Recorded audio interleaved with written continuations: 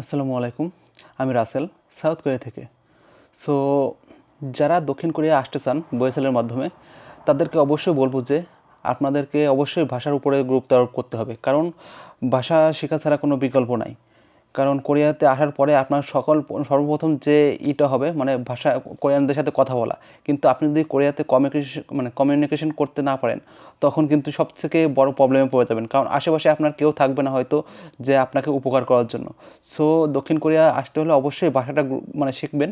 শিখে সেই সাথে ভালোভাবে পরীক্ষার জন্য প্রস্তুতি নিবেন। অবশ্যই যেন একটা হাইয়েস্ট মার্ক পান। সেই সাথে আর কি কথা বলাটা প্র্যাকটিস করতে হবে নিজেই। হয়তো কোচিং সেন্টারগুলো আর কি ভাষাগুলো প্র্যাকটিস করাবে না, কিন্তু আপনার নিজে থেকেই আর কি প্র্যাকটিস করতে হবে বাড়িতে বসে ইউটিউব থেকে বা বিভিন্ন মাধ্যম থেকে। সো যারা কোরিয়াতে আসতে চান অবশ্যই ভাষার উপরে গুরুত্ব আরোপ করবেন। তো ভালো থাকবেন, দেখা হবে আবার অন্য কোনো ভিডিওতে। আল্লাহ হাফেজ।